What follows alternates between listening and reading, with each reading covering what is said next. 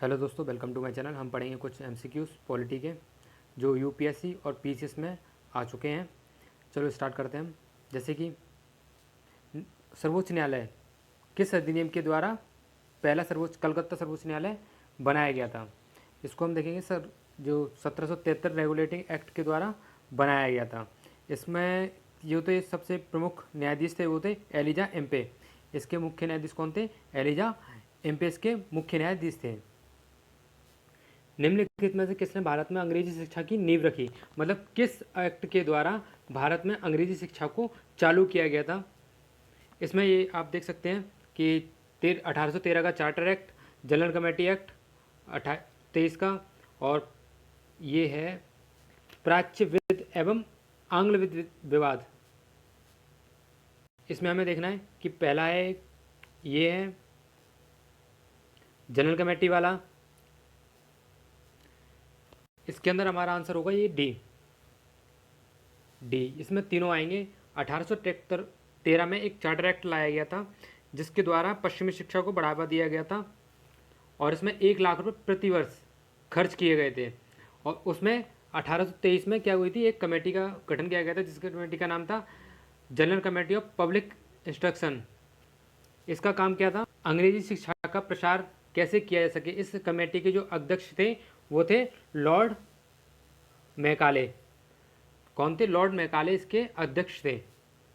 यह प्रश्न IAS 2018 में आया हुआ है प्री में। देखते हैं दूसरा। किस अधिनियम से ब्रिटिश संसद को चाय और चीन के साथ व्यापार को छोड़कर ईस्ट इंडिया कंपनी के साथ व्यापारिक एकाधिकार को समाप्त किया गया था? यह सभी चार्टर एक्ट हैं। 1813 का चार्टर एक्ट,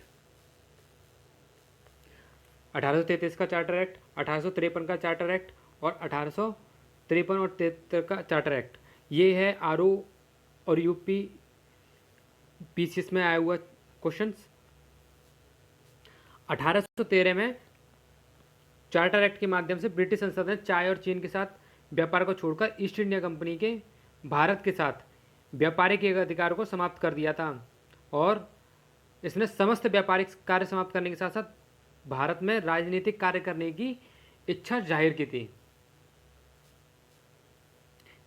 किस अधिनियम ने भारतवासियों को अपने देश के प्रशासन में कुछ हिस्सा लेना संभव बनाया था? मतलब कि इस कुछ प्रशासन में भारतीय भागीदारी ले सकते थे। ये किस अधिनियम द्वारा हुआ था? 1833। 1833 के एक्ट की धारा थी 87, जिसमें कहा गया था कि धर्म, जन्म स्थान और वंशानुक्रम, वर्ग, किसी भी आधार पर कोई भेदभाव या अयोग्य कोई भी भारतीय नहीं ठहराया जाएगा। सभी क्या रहेंगे? भारतीय लोग प्रशासन के कार्य में भागीदारी ले सकते हैं। किस एक्ट के द्वारा था वो? 1833। ये 1833 है, ये डबल हो गया, 1833। भारतीय संविधान को 26 नवंबर 1949 को किसके द्वारा अधिनियमित किया गया था? यह है संविधान सभा। संविधान सभा द्वारा ही 26 नवंबर 1949 को संविधान को किया गया था, अधिनियमित किया गया था।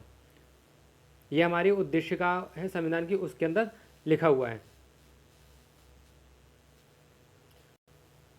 भारत का राष्ट्रीय गान, जिसे हम जन गण मन के नाम से जानते हैं, कब स्वीकार किया गया था? किस सन में इसको हमने स्वीकार था? यह 1950 में।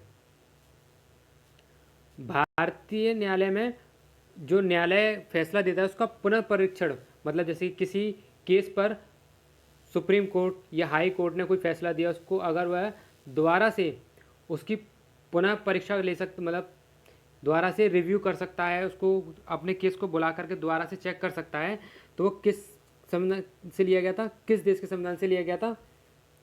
वह USA से लिया गया था, जिसे हम संयुक्त राज्य अमेरिका बोलते हैं। समवर्ती सूची ये किस देश के संविधान से ली गई है? ये ऑस्ट्रेलिया। मौलिक कर्तव्य किस देश से लिए गए हैं? ये रूस। भारतीय संविधान में राज्य के नीति निर्देशक तत्व, जिसे हम DPSP बोलते हैं, वह किस देश से लिए गए हैं? आयरलैंड।